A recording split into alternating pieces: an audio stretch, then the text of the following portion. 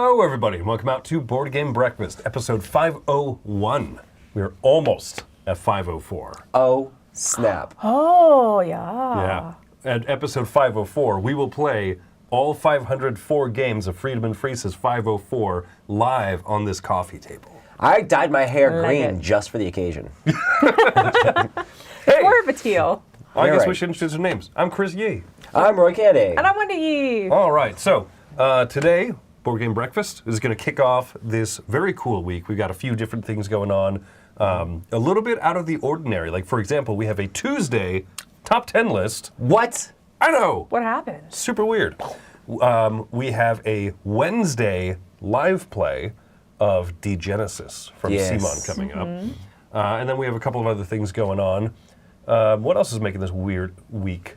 Me and Tom are going to BGG Spring, so that's why the week's all wonky, honestly. Yeah. So, hey, come say hi to me and Tom if you guys are there. Yeah. That's true. So BGG Spring takes place in the country of Texas, if I understand correctly. The whole country of Texas. Yeah. It's Lone about Star, that baby. big, almost. When we drove from Vegas out here, we spent an entire day of the road trip. We did. Started in El Paso, ended in Houston. And we're like, this state is too big. It's huge. Yeah. It's just too big. Florida's also too big, though. Yeah, Like just, when you go from the Panhandle all the way down, keep going. yeah. There's Miami. Yeah, that's There's us. Homestead.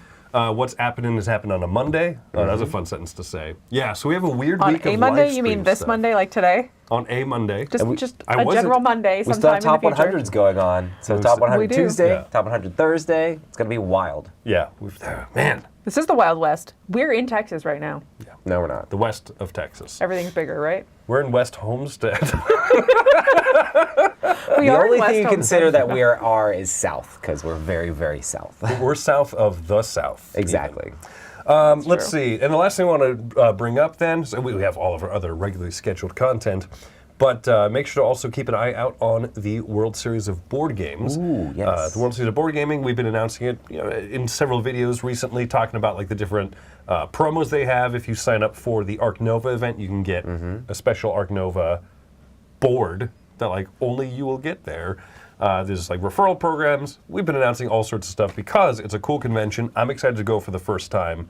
Roy, you've been twice now? I've only been once, but it was super awesome. Like, we do a bunch of live streaming there, so I went and was like making sure everything was good with the live streaming stuff. But they also have the Dice Tower West library that you can play in the open play area after the tournaments. There's tons of awesome competition, and it's just cool to see a tournament gaming where there's just so much camaraderie around it. You know, a lot of the players are helping hone their skills in all the different games. They're hammering in, playing those games over and over again, and I really love the way that John and the team like runs the convention. It just makes it like, a lot of times these tournaments can kind of get like a little bit gritty and like people like at each other's throats, but like the way the World Series of Board Gaming team runs these just makes it such a fun and like entertaining event. Like I was really sold at going to it, like seeing how awesome it was. Nice. Very cool, very cool. All right, so all that being said, we're actually going to be talking about tournament games a little bit later on. Spoilers. Let's get things kicked off with our eye catchers.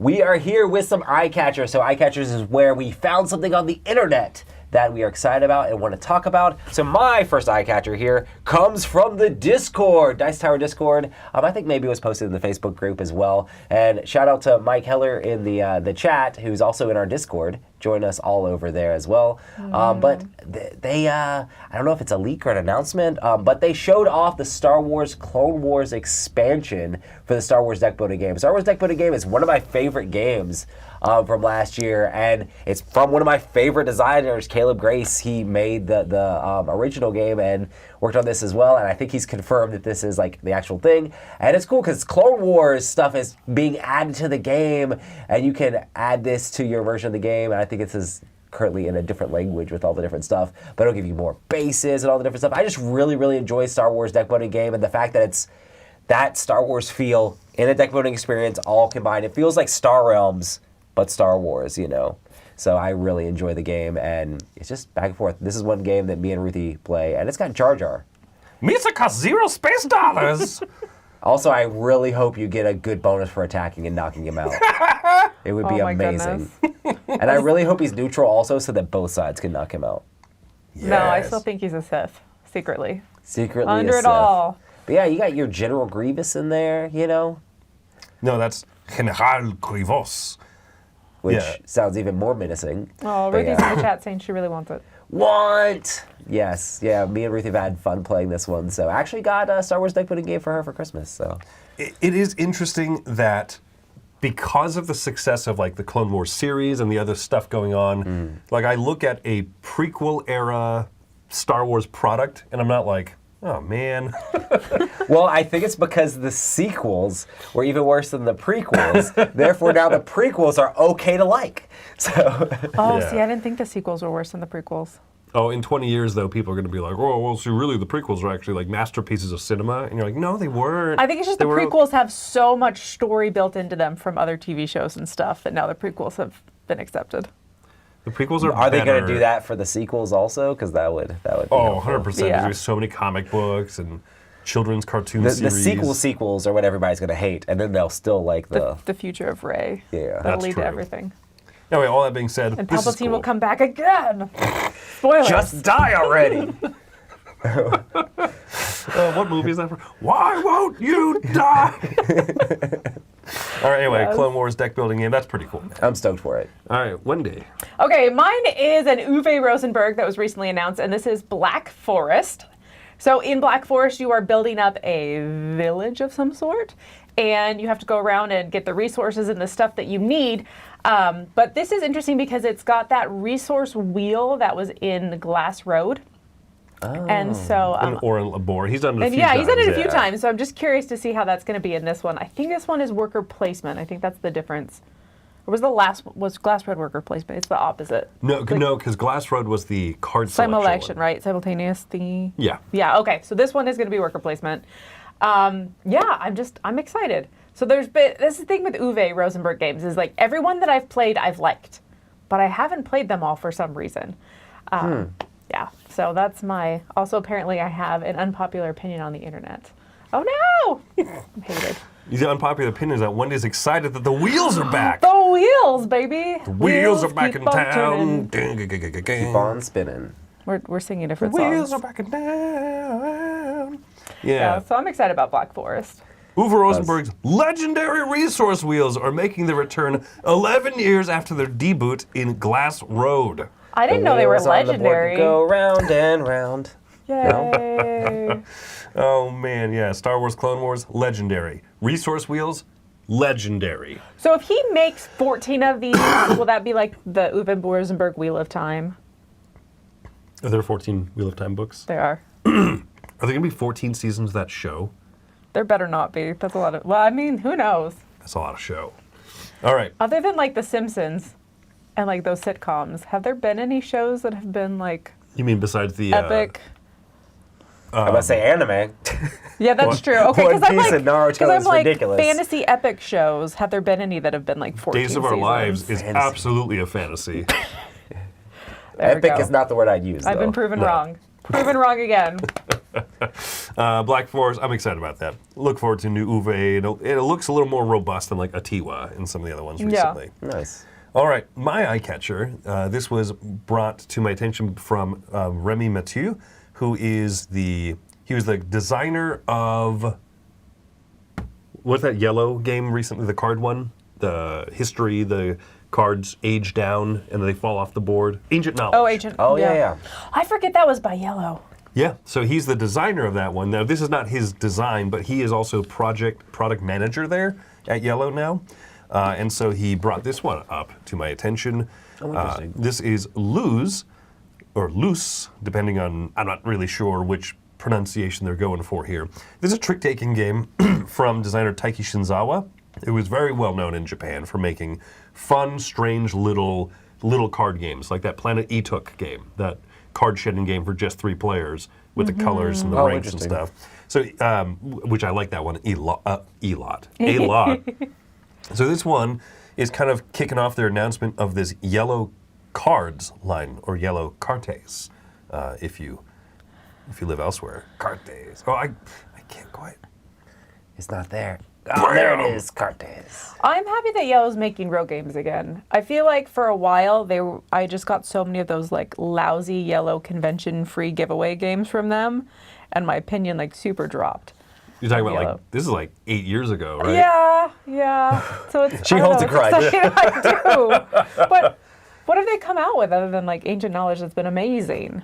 I really liked Korra, the Empires game, which interestingly, I just learned that Korra Rise of an Empire was from a Japanese, it's like a college design team that they have, like a nice. design group, a club that they have there. Oh, okay. And so when you actually look up, let me look up Korra Not to be confused with Core Quest. Rise of an Empire.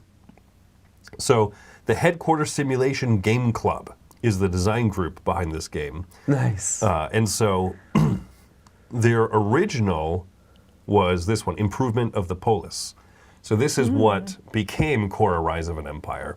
And so it's not like Yellow's first time finding a cool Japanese game and bringing it Bring it over. over, With some okay. really cool new artwork and everything. Oh, sweet. That's awesome. But but that one Loose looks really good to me.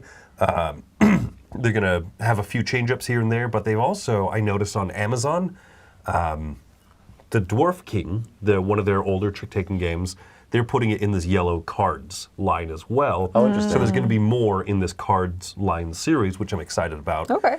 Including they teased a few more things they're importing from Japan. So, trick-taking games, Renaissance, Japan, all of that stuff.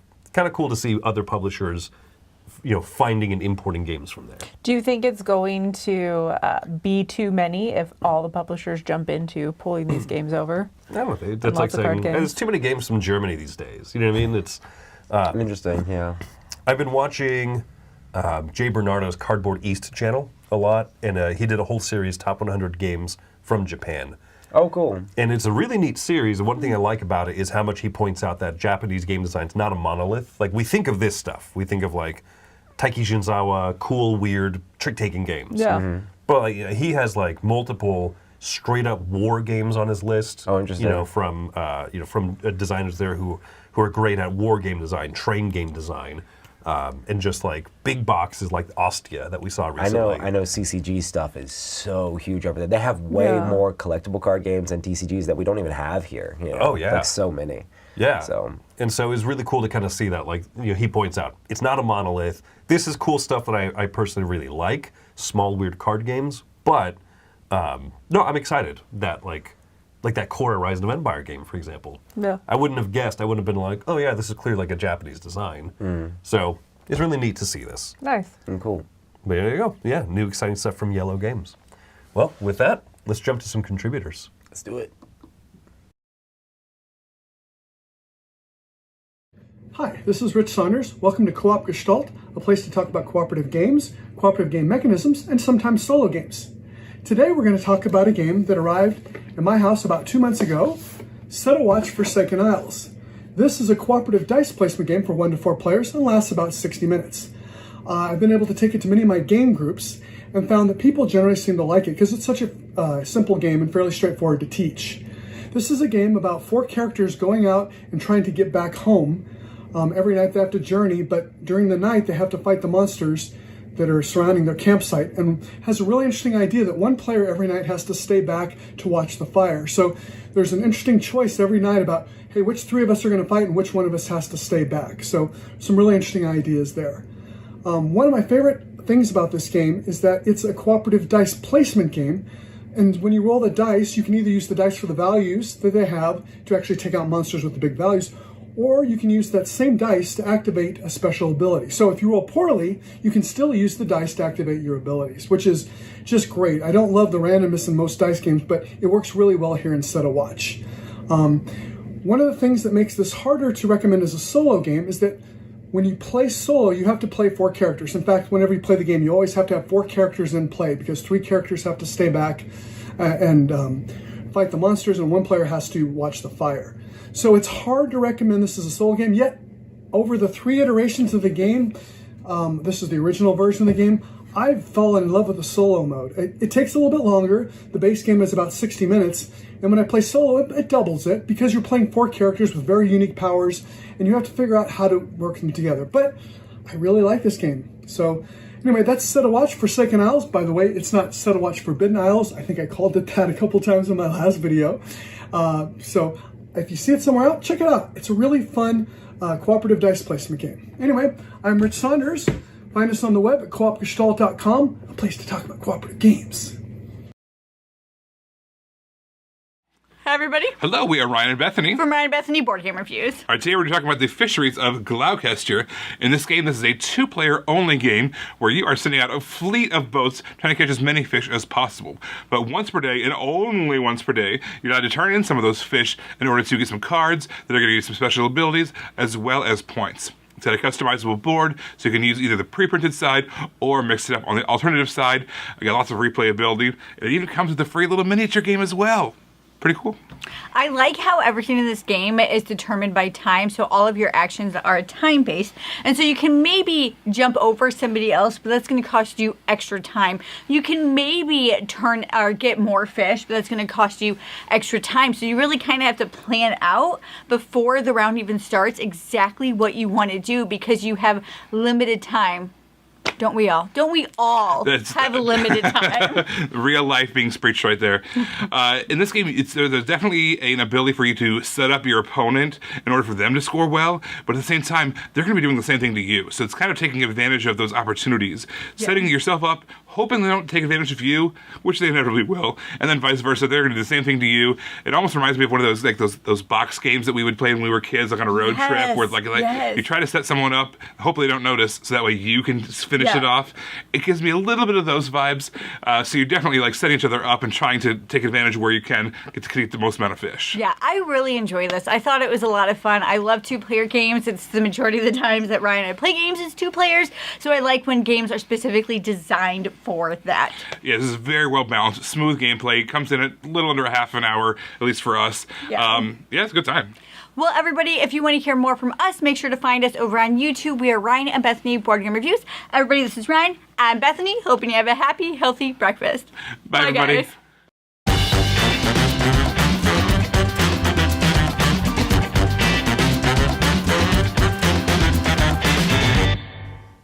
All right, this is top 10 time, and today we have top 10 games we want to see in tournaments.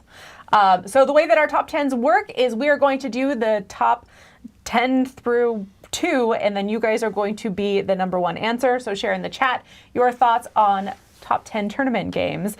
I'm going to start out with Fun Farm. So I actually was thinking I wanted a reachy grabby game of some sort because those are just ridiculously ridiculous, right? And then I thought Spiky Dastards, and I'm pretty sure we'd have to sign waivers and like have mature content on our videos because the amount of blood that would come out. We had a tournament of Spiky Dastards. It didn't go that well. Dangerous and for serious. Yeah, so instead of spiky pokies, you went with soft, squishy stress ball animals. Yeah, exactly. So in Fun Farm, you roll dice, and you get a color or you get a, what do you call it? Like a black die has a color and a white die has a color, and you have to be able to find the animals that have those colors. Mm-hmm. And it's like just one of those like chaos games. It's fun. I'm about to say I played this with my kids and they loved it, but we also played Spiky Dastards with my kids and they all cried and it was great. I refuse to play Spiky Dastards. I've never played it. I played it. We play it like during like events or whatever. When we play it like during our Christmas party and the adults also cried. No, I'm just kidding. I was like, I don't have enough calluses on these hands. Yeah, you end up with if you play a game of Spiky Dastards and someone isn't bleeding by the end, you're doing it wrong. Yeah, maybe if I were like a steel worker, my hands would be strong enough to just like. It's fun. Someone squishes my hand around and I just stare it down. I've tried that, and sometimes what if you play with someone's grabbing my hand, holding it. I was like, I want to let go of me. You can have the points. I don't care. Please stop stabbing me to death. I just want my hand back. Could you wear garden gloves? Would that be? Would that be cheating. Tournament regulation? I'm pretty sure you would be expelled immediately from the premises. Yeah, someone shows up in a hazmat suit and you're like, get out. Get out. All right, so as you can tell, these are not going to be the most serious of picks for tournaments here. Roy, you're up next. Oh, it's me. 9. My next one is Looping Louie. This is a wild, crazy game of flipping the little Louie up who's trying to knock down everyone's chickens. I just feel like this would be so fun to play. with different settings and just see who's the best at flipping the thing. Sometimes people get a little bit carried away and knock the whole plane off the thing. But during my old game days back in the day, we would have like little tournaments of Looping Louie. So I think it's fun to have this sort of thing as just this zany, fun game to knock the little chickens off. Wait, So. in this picture, I just noticed that Looping Louie's missing an one- eye. Listen, flying planes trying to knock over chickens is dangerous business. I Are agree. the chickens spiky? Is he grabbing They them have with his beaks, eye? you know. Yeah, chickens got talons. I learned. We started watching Delicious in Dungeon. Oh, We really? did, Nice. yes. Yeah. So poison talons. There That's you what, go. That's what chickens got. All right. Number 8. My pick here is Taco Cat Goat Cheese Pizza. Same type of a thing of reachy grabby games are fun. And just the thought of seeing a bunch of people at the World Series of Board Gaming staring each other strategically saying, taco, cat, goat, bam! Oh, that'd be great. This idea, you just flip over cards, and if the word that you're saying in that order matches the card you flip over, you got to slap the table first. I've always been confused. It's called Egyptian Rat Screw, I think, right? Yeah. Like, I love that flipping card game, and so just anything like this that... Or spoons? Is where it you- kind of like spoons? That's what I was wondering. Yeah. I've never tried spoons, actually. Yeah, it's something like that. But It's you play with about a as regular deck of dangerous as cards. spiky dastards. Yeah. Yeah. Also, I've never actually played Taco Cat Goat Cheese Pizza. I would probably give it an 8, just on watching it being played. I'm like, yeah, that's great. Oh, wow, okay. All right, Wendy, number 7. All right, number 7. Okay, I wanted question chaos. Once again, that like serious manner. So this is Stay Cool, where you're being asked questions on both sides of you, and then you have to answer one verbally and the other one you have to answer by moving dice. I just really want to have like perfectly trained question askers. And they just like never stop asking the questions on both sides, and it's very serious. So it's not even Would the love other this. players, so you have a you No, don't have a variable. No, this has to be regulated. Yes. I don't even want to be in the same state that this is happening in. That's my issue with ice school is sometimes you have people that don't know how to ask the questions and they ask one and they just sit there and wait for you to answer, and it's not annoying. You have to be annoying. We'll have an audition process So, for the question Oh givers. man, official referees and stuff, Yeah. moderators. They treat it like debate club. They're wearing like tweed blazers and stuff. Yes, it's gonna be so serious. Oh, and you know how you have like the sand timer? Well, sometimes sand timers get stuck, and that would mess up with the tournament. So we'd have to program a number like timer thing that would do the inverse when you click the button. So like they'd have to like click a button, and it would inverse the system instead of saying flip the timer. See, I like if you this. had like technology can't be It's more precise. engineered. There's It- no way it could happen. It's more precise than a sand timer. yeah, but it's kind of like playing football in an outdoor stadium. Sometimes the wind comes and blows your kick just over the, I consider that environmental factors, and that's okay. Well, in my tournament, we're doing things by the book, and I'm writing the book. So therefore, Okay. timer. All right, Roy number 6. My number 6 is Wacky Stacky. I love Rhino Hero, and it's just so fun playing the different versions of it, like stacking everything up. And I just think it would be fun to play Rhino Hero in a tournament setting where everybody's like holding their breath. There would have to be regulations, like nobody breathe on the thing or whatever, but like, everybody trying to get their little things in there. And You'd have to completely step away between turns, right? You'd have to have like Yes. a 4-foot rule or something. And my old game group, they would always haze you when it was your turn. So it's like they're just shouting insults. Maybe there are some sort of tournament regulations. You're allowed to shout anything you want at the field. From 4 feet away. No, you got to have a hockey bench. Like how people, like you see hockey players like jump the thing over when it's their Yeah. Penalty, yeah. Fall over. Oh my Yeah. goodness. Are air horns allowed in this scenario? So wait, we're playing Rhino Hero on a table on ice all Yes. of a sudden. ice. Ice I to love meet everything you. about this. But yeah, Rhino Hero is a lot of fun trying to stack everything up. So I think it'd be a crazy tournament game. All right, number 5, back to me here. Literal dice chucking in tumbling dice. I love tumbling dice. Like you have to throw it at it instead of like you need to like chuck it across the room kind of thing. It's a joke. Do you know how jokes work? I don't know how jokes work. You don't Please know how explain. jokes Your whole family doesn't know how jokes work. I'm just kidding. Just a joke. No, but like this is when people talk about dice chucking games. This is it, baby. You have to roll from the top, and you try to get it down on the different platforms down there. And I would love to see serious tournament play of something as goofy and wild as this. Yeah. You know, if you roll a 6 on the 4 times multiplier, you're in good shape. You roll a 1 on the 4 time multiplier, you're like, no! Why would you betray me? Chuck the die. Oh, I do love this game though. And the closest we get to this is at the Dice Tower Retreat. Tom has a copy of this with, I think, like 20, 30 different colors of dice. Yeah. And they also have like tons of just like all the D&D dice set stuff, like Right. D8s, We don't do 12s, just 20s D6s. and stuff. Yeah. Just D6s is boring. Which is funny because 20s do roll more easily.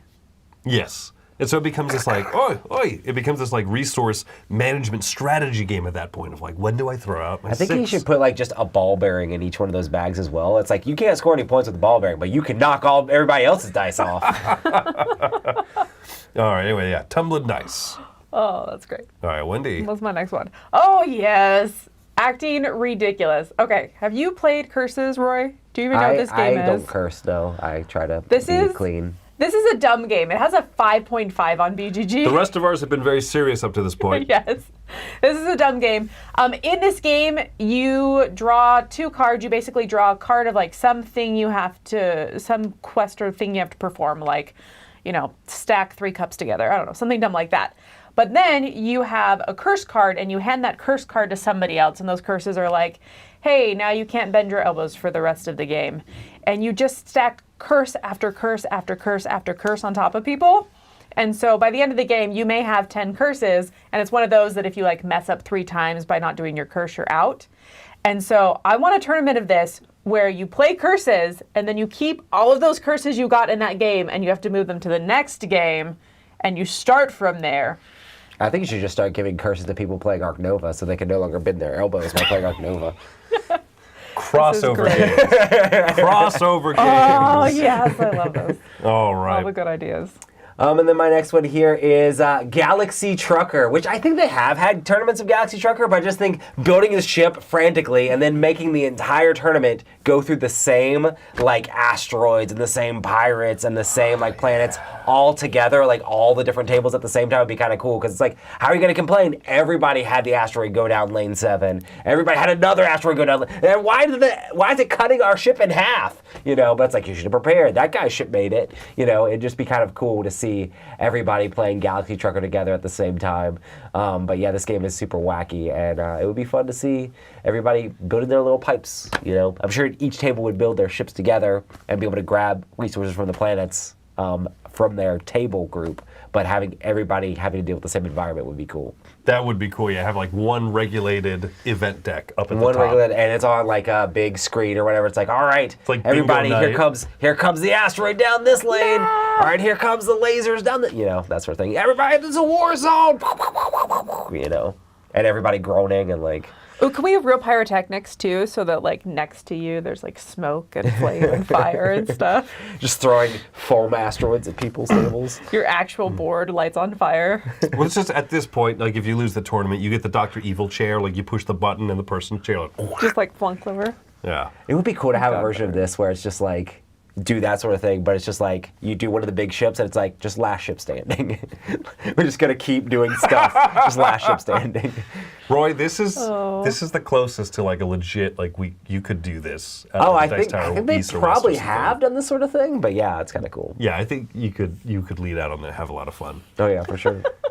Number 2 for me. So remember, yeah, we're gonna pick a number 1 here from the chat, but number 2. Actually, when did you want this to scroll through? Oh, and pick the so I number Can 1. attempt. All right. Oh, what did I do? You done goofed, Chris. You gave her the thing and already messed up the screen. There you go. Okay. We're going to call this good enough. Number 2 from me, I thought of this as soon as I thought of it, like this has to be the highest up pick. This is a game that Z Garcia played. He said that he found it so amazingly stupid, he rated it a 10 immediately. What? This is Trotofont. Oh! Oh my goodness. What is going on in that picture? And how old are those kids now? And how embarrassed are they that they took that picture? So you know those party favor things, the noisemakers you blow out?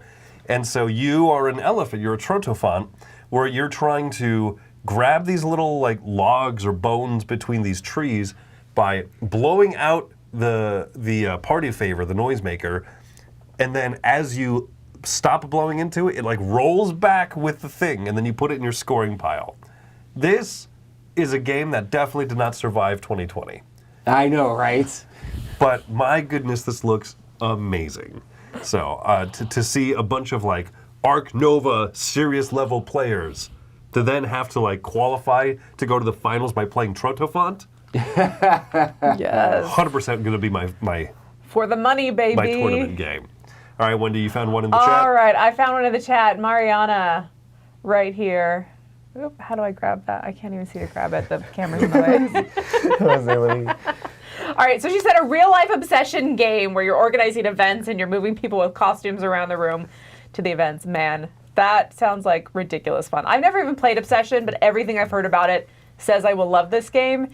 And if we have to, like, really play it, like D&D real style, like LARPing style, we're going to LARP Obsession.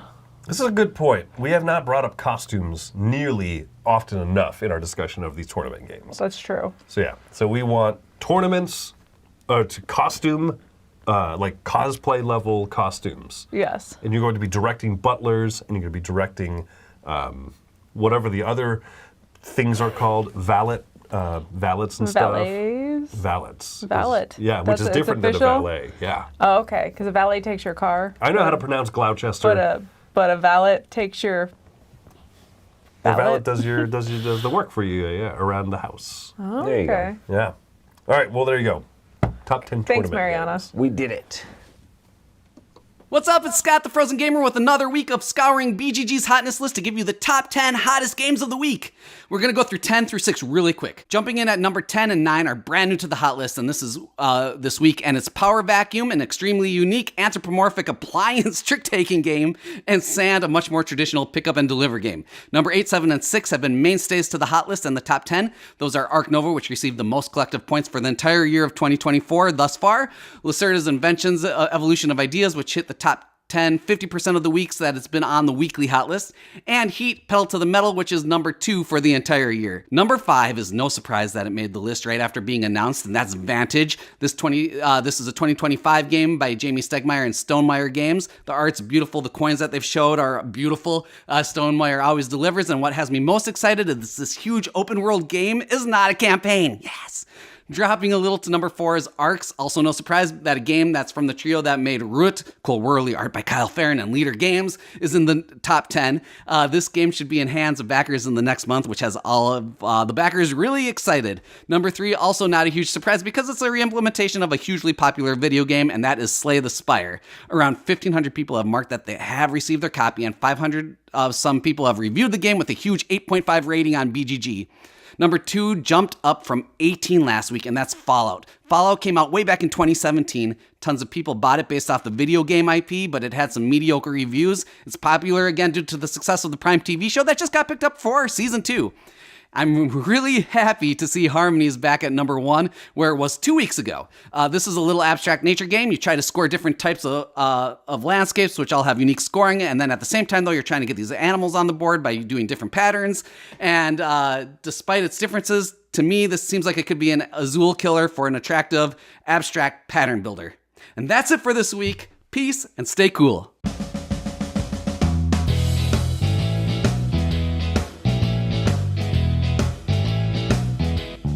Hello, and welcome back to Retro Board Game Corner. Here I have Captain Crunch Island Adventure Game, published in 1986 by Warren.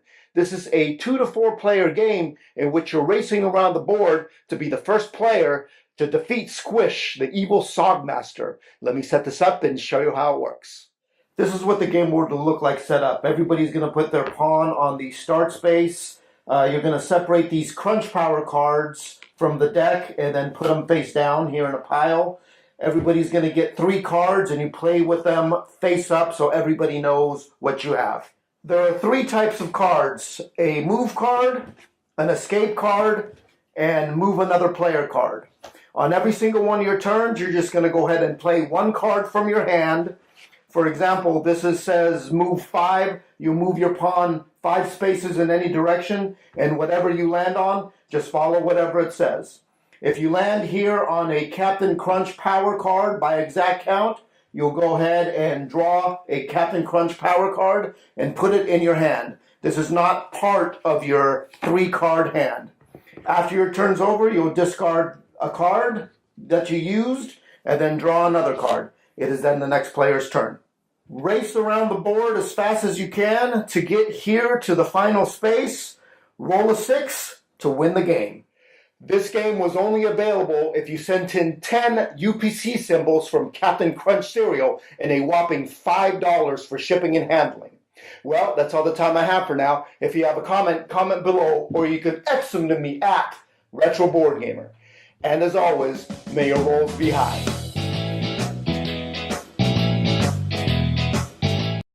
What we do here is go back.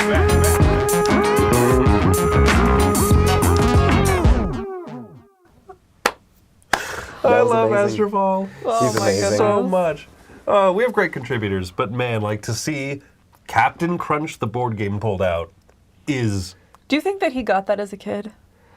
That's think what I that- was surprised he didn't tell us if he bought it online or he ate all the He Captain knew Crunch how to make many it happen. UPCs were necessary and the shipping and handling. I bet he found a clause somewhere that said like he sent in 10 modern Captain Crunch UPCs and was like You still have to send me the game. And they're like, we don't have any more.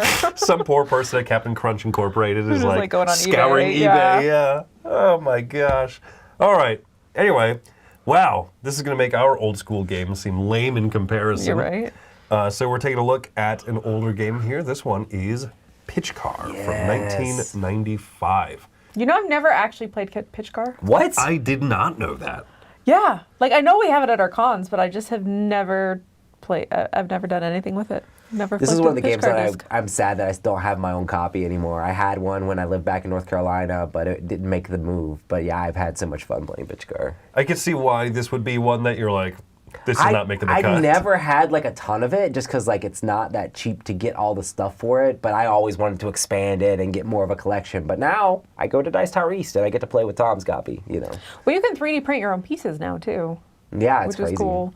And you can like smooth them out with Bondo and stuff to make them look legit. Nice. I have there's an app That's on epic. on iOS called Disc Driving, which is literally Pitchcar, and you like flick the little discs in the app. And me and my coworkers back when I used to work at Target would play Disc Driving all the time, and I still have it on my phone to this day. Like at dinners, I'll be like, let's play Disc Driving, and we'll just play. It's basically Pitchcar. You're just flicking little discs on the screen around it. It's not quite the same, but it gives you that feel of Pitchcar. But yeah, I love this game, and it's fun to play with all the zany setups, especially the ones that we have with Tom's set. We need to remove Marina's comment from the top 10 up there. Oh, Oh, it's still there. no, We it's just really amazing. wanted her to have an epic moment. Yeah, this is one of those racing games where you look at it and you go, I know how to play, right? Make your car cross the finish line first. And there's a few rules, of course. Yeah, I was like, to what are the rules? Because this is part of why I've never touched a Dice Tower East, even though it's out there. What are the rules? flick the car and make it go across the finish line Do you have to first. flick? You can't like shove. You have to flick it, and Yeah. you Okay. can't fall off, obviously, because then you have to go back to where you were. Also, there's rules for like the order of it. Whoever like, I mean, Tom does it where you do like a qualifying flick to whoever flicks the furthest on the first flick will get to flick first in the actual thing. And then if you're in the lead, you flick first, and you just go down the line. If you get knocked off, you kind of put your thing off to the side until it comes back around to you. Then you put yours on the board. Also, sometimes you play where they have stickers on one side of the car. If it flips over, that also counts as you getting knocked out, So there's all sorts of different crazy stuff that they have for Pitchcar.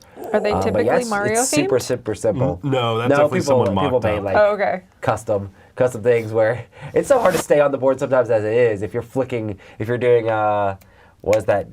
Dodos riding dinos, flicking other things at the other cars, that'd be kind of crazy. Oh, my yeah, goodness. man. This is a great game for kids, and like every time at Dice Tower East, we've like my family's played with the little setup that we have. It's always fun.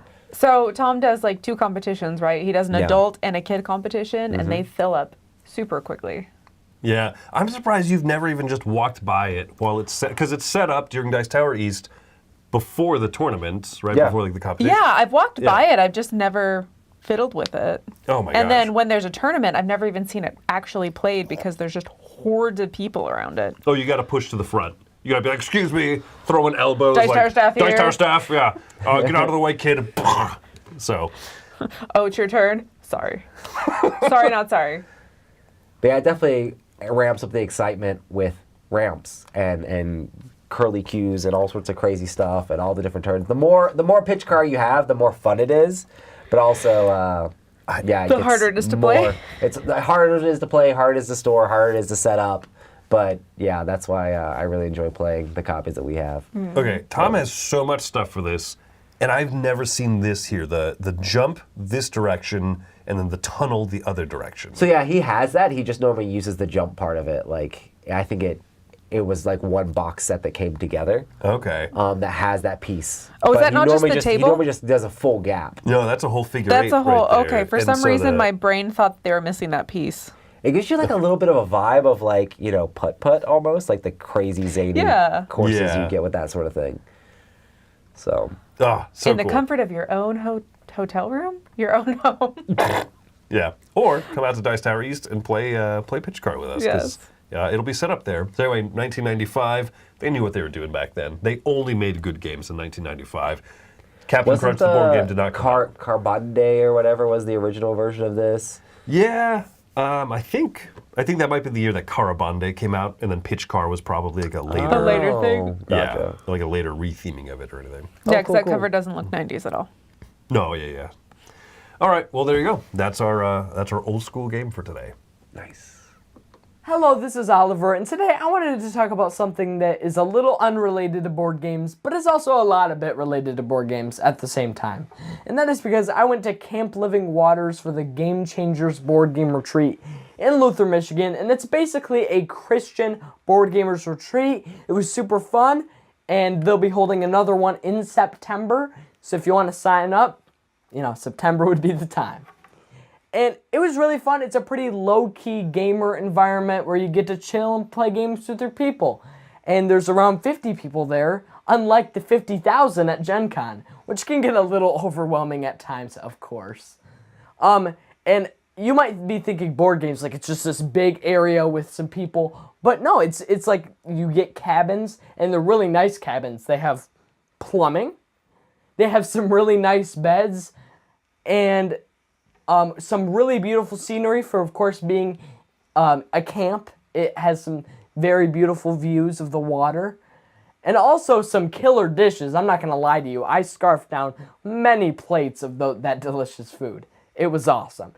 And of course, with the Board Gamers Retreat, I played board games. So a few games I played is, of course, Cosmoctopus and Point City. And I also played games like King of Glory, Radlands, and Dice Throne. I played a lot of games, and I'm pretty proud of myself.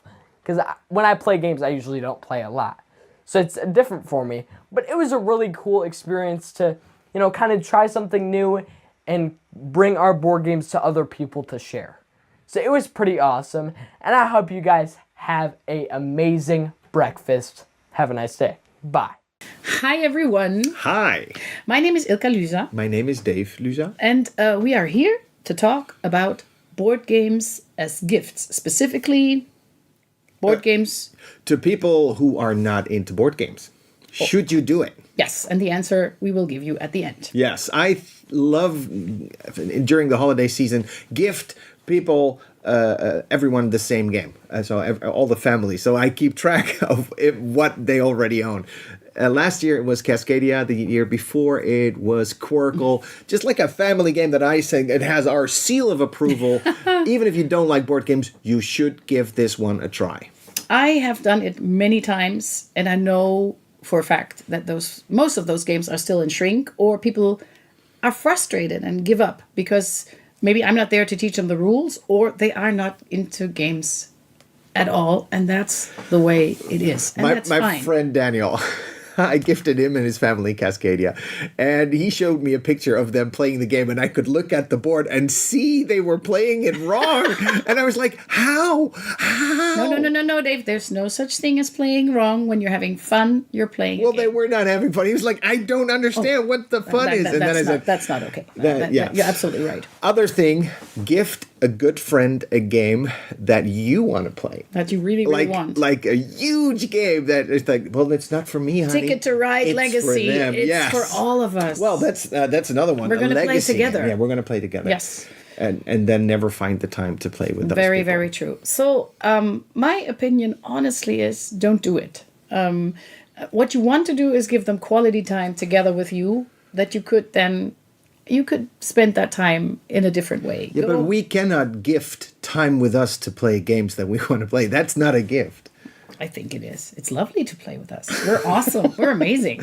Well, so conclusion, maybe don't spend that much money on games that people Little that games are not that much into board games. Little games might be okay. Shiny dice. Pretty cards. Why not? I've got so many shiny dice that I think, why do you keep giving every game comes with the dice needed? Never too many shiny dice. Okay. So, we are Ilka Luza, Dave Luzin, and we like board games as gifts. Just saying. 25th of August. Just saying.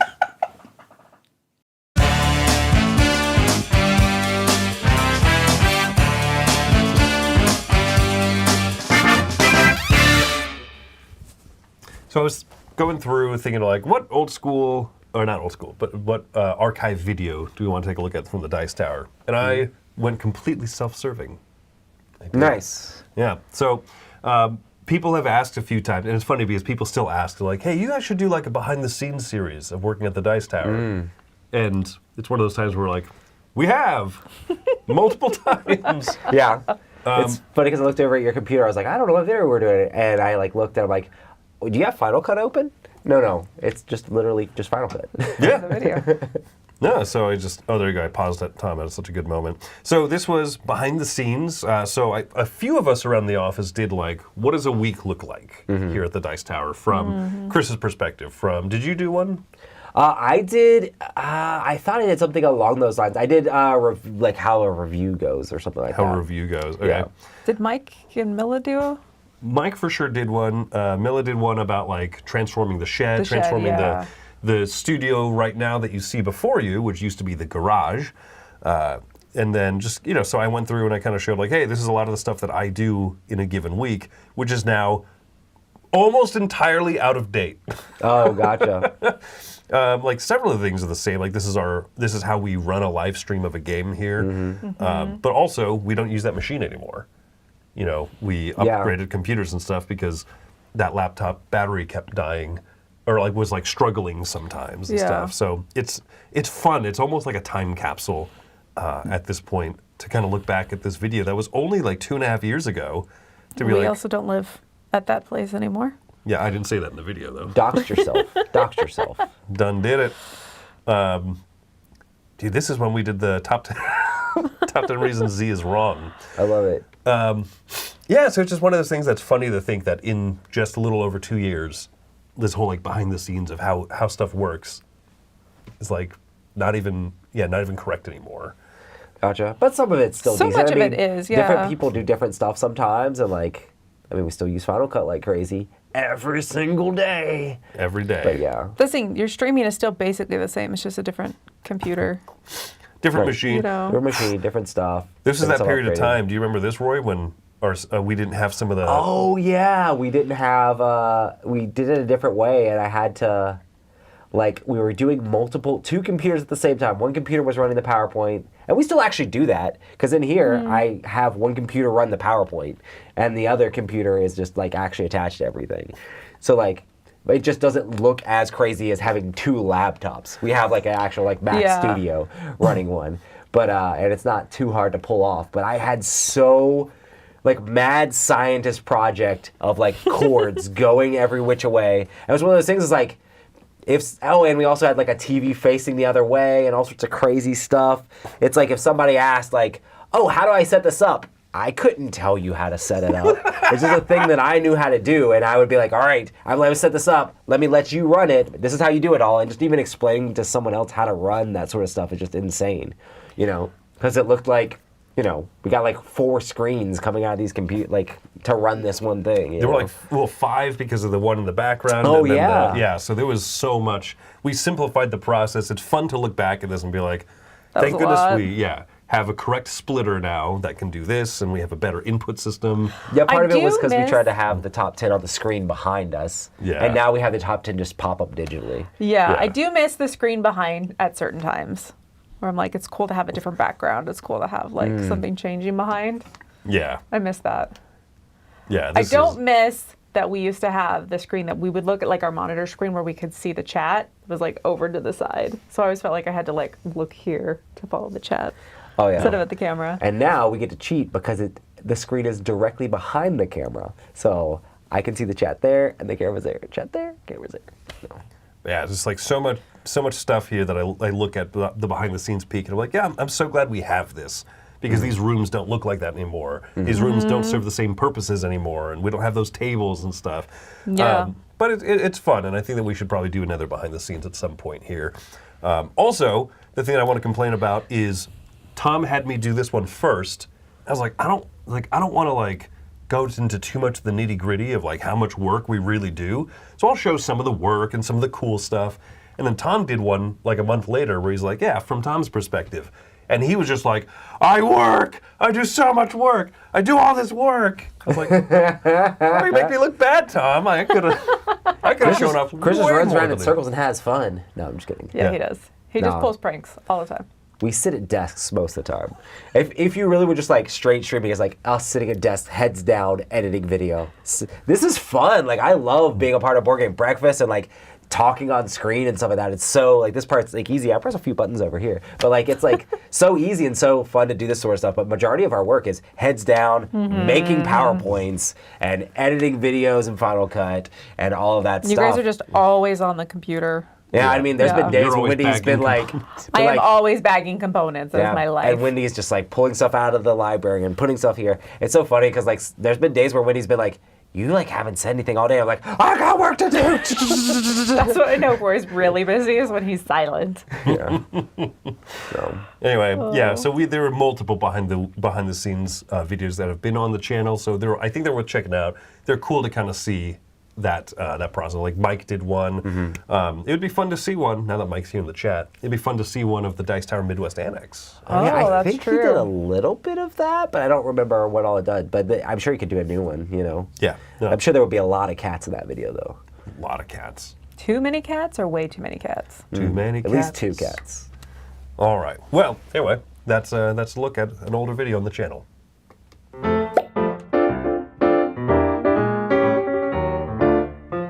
Hi everyone, it's Stella and that's Taryn from Maple University. Hello. If you kind of like Cascadia and Azul and you like the harmonies between them, and there's harmonies. So it feels a bit like that. Azul is like a tile drafting and it has got this chunky, satisfying pieces. And then you're drafting, just like in Cascadia, also in Azul. Yes, it does have a very Cascadia feel. So you're taking tiles, you're building them up and trying to make patterns with those tiles. And there's different ways of scoring for that. What's interesting here is you can build specific stacks, like you can put leaves on top of wood to make a tree, and there's a couple of specific things like that. And then in parallel, you're trying to create certain patterns which will score your animal cards.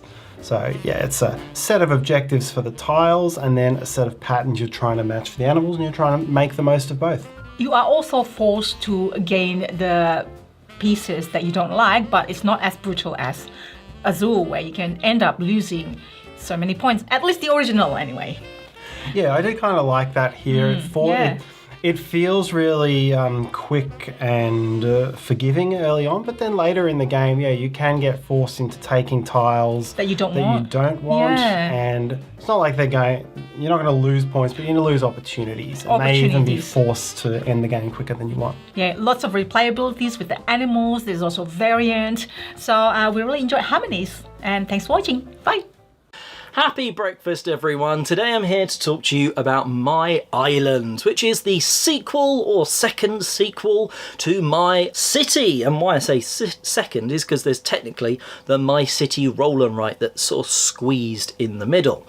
This one drops the polyomino square shapes for hexagons, but it's still a legacy game with 24 games for you to play across. Those episodes are split into chunks, and every 3 you're going to open up a new envelope with new rules, maybe components, stickers, and that sort of juicy goodness. Now, at the start of the legacy experience, you're only going to be using the edges of the island. You haven't worked your way through the thicker jungle to sort of the rest of it, and you're going to be trying to cover the beach spaces, because if you don't, they lose you a point. Or if you can't or don't want to place a tile, it's going to lose you a point. So at the start of the experience, it's very light. You're just trying to add those tiles. But as you progress, you get new rules and such. You're going to want to blob up colours. So like you want the yellow fields on the hexagons to be in one area, maybe a big blob of them or a line of them or whatever. I'm not going to say too much more, but you're going to want to do different things to hit these different scoring objectives.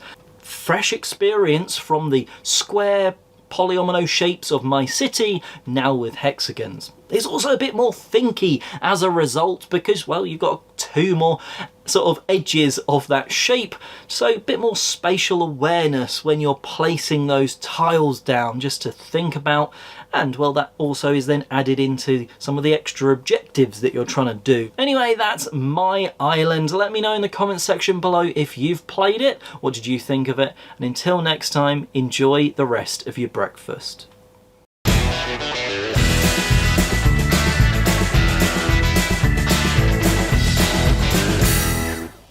All right, this is Mailbag time, and we have a very special guest today. You didn't tell me about this. Oh, yeah, this is a very special guest. In fact, he's from the Midwest Annex. Let's give it up for our mailman. You said special. My most favorite person in the whole wide world, Mike DeLisio. Hey there, everybody, it's Mike DeLisio, and this week's Mailbag question is related to games that play well in particular environments, and should that or would that affect my score for a game? So for example, maybe a game like Oath that has kind of this meta that's built as the game goes, or a campaign style game maybe where you have to have a dedicated group of players that are willing to go through that. Would that affect my score at all? It's not really a clear-cut answer, I suppose, but for me, generally speaking, a game is only going to get negatively affected with my rating if it is promising something it doesn't deliver, okay? And so what I mean by that is certain games are maybe best at convention games. You know, certain raucous party games or things along those lines work particularly well at a convention. But that's not the only way that you can enjoy the game. You can still enjoy the game in your game group, but it's particularly good in a convention. That's not going to affect my rating negatively at all. That's just, that's just the vagaries of game design. Sometimes things are going to play better in a certain environment than others. If you've got a heads-down puzzly game, that's probably not the greatest environment for it, conventions, but I'm not going to ding the game because of that. I suppose the only time it would negatively affect my rating for a game is, as I said, it's promising something it doesn't deliver. So if it has, maybe it's a social deduction game, and it has a player count of 1 to 10 there, and it really only plays well at 6 and above. Yeah, that's going to affect my rating because it's, again, promising something that it's not delivering. It's saying it should play equally as well from 1 to 10 players, and if that's clearly not the case, then I'm going to have a problem with it. Otherwise, it doesn't play into my rating a lot, or if at all, if it plays better in a particular environment than another. All right, well, that's it for me. Let's keep this show running. So what Mike said about player count, I half agree with. I agree that a box should be up front about what the real player count is, but I don't think it has to be equally good at all counts, because I don't think most games are equally good at all counts. I think plenty of games play to 4, and I'm glad 4 is written on the box, but I'm going to play it at 2 or 3. Do you think they should start posting the BGG like best at player counts on the box? I think all boxes should have like a 1, 2, 3, 4, 5, 6, whatever player count, each number written, and then like they should be sized based on how good it is at that player count. You do like a color. You have like a scale. really tiny 1, normal size 2, giant 3. You're stealing my medium bar and 4. grill idea. I am 100%. I've always said that, like, if a place is advertised as a bar and grill, one of the words should be bigger than the other. Like, Chili's is a bar and grill, and then the place down the way that serves like maybe chicken wings, but it mostly just like alcohol. Like, that's a bar and grill. So that's that's my opinion about how to make the world a better place. Thank you for coming to my TED Talk. What does that have to do with reviewing things, Chris? I would review a bar and grill lower if it wasn't what it promised to be, right? And so I think that's Mike's point, right? Not that player counts have to be equally good, but like this game doesn't work at half the advertised player counts. Like that's deceiving, you know? Yeah. Right. Or there's a whole different mode that takes way more mental capacity or changes the feel of the game. What do you think about like playing it in different environments, like conventions versus with a selected group of people? I mean, there's games that are like some of my favorite games ever, like Cosmic Encounter, that in the wrong group of people, I've had that game fall so flat. And I'm like, this is like in like my top 10. I love Cosmic Encounter. I hate Cosmic Encounter with these people. It makes you and I'm question, like, bye, right? I'm never coming back to this store. I'm never playing with you guys again. I'm unfriending you all on Facebook. No, they weren't my friends on Facebook. Come on. But no. Well, and I think that's so hard as a reviewer to separate bad plays from a bad game. And we burn and churn sometimes. That sounds bad, but like we play games. We play a lot of games. We play a lot of games. And so if you have a game fall really flat, it makes you not want to play that again necessarily. I feel like that was a rough experience. Analysis paralysis players or somebody who just really just takes so long on their turns can wreck almost any game, you know?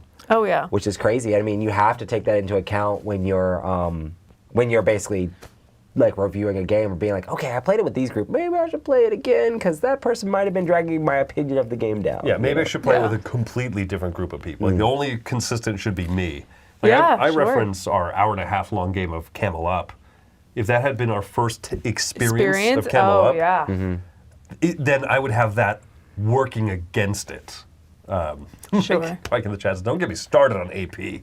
Oh, goodness. Yeah, when there's games that are like listed as it plays in an hour, and then people post a line, it took us 4. I'm like, that sounds like it's you guys' fault. Yeah, that's a person problem. That's you guys' not a fault. game problem. That's not the game. But yeah, and then just the conventions. I mean, sometimes conventions are noisy and loud and all of this stuff, you know? It's like if you're playing like a super thematic, like story reading, like immersive game, sometimes that stuff can pull you away from it. Like, I really enjoy Mansions of Madness, but I don't play it in like a setting with a bunch of people around. I play it like in a more intimate setting or whatever. And at conventions, sometimes you can find those offshoot rooms. We have rooms at different things where it's like a little bit more quiet, a little bit more chill. And I always take those style games like away. Like when I played on the cruise, when we were allowed to play in the dining hall, I played Mansions of Madness like in like a corner on the ship, and we played actually one of the ones that was based on a ship or whatever, which was pretty fun. Oh, that's fun. Well, I even think that just like getting away in the right environment to play that instead of being surrounded by people makes it more thematic. Yeah. Well, and like a campaign game, like you look at a Legacy game, you're not going to play that at a convention. You're not going to come and be like, that's what we're doing the entire convention. We have that group of people that came to the retreat and played Queensdale. Like that they played other games, but they tried to burn through the entire campaign of Queensdale. Couldn't finish it, brought it to West and finished it. Oh my goodness. Okay, well, I stand corrected once again. People can't do that, you know? So. Yeah. I would never ding a game score-wise for saying, this is really something I only want to play at a convention, if when I get to that convention, I'm like, yes, let's go! Like Ready, Set, Bet, I gave that, I think, an 8.5 or a 9. But like, that's not a game that I'm going to sit at home with Wendy and our daughter and be like, we got to play Ready, Set, Bet tonight. You know, that's the wrong setting for it. But you pulled it out with a group of ladies from church that you had over. I did, and we had a great time.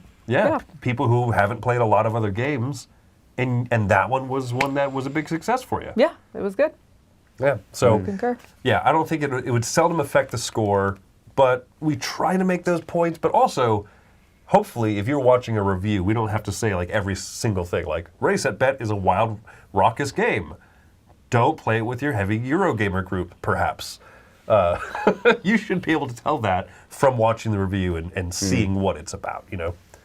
Yeah, for sure. And I think that that's our goal as reviewers, is so that you guys know how we feel about the game so that you can make decisions for yourselves. Right. Yeah. Yep.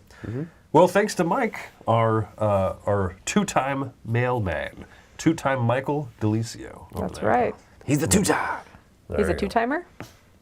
He's a no good two-timing, backstabbing, Mail guy. freewheeling, gas guzzling driving machine. He's Mike Delicio.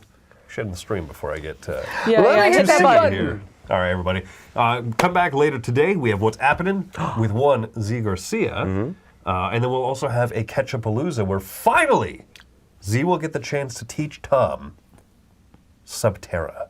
Oh, snap. Exciting. We've talked about this since we started the whole Ketchupalooza idea, and it's finally happening, folks. So until next time, my name is Chris Yee. I'm Roy Canning. And I'm Wendy. Have fun at the tournaments.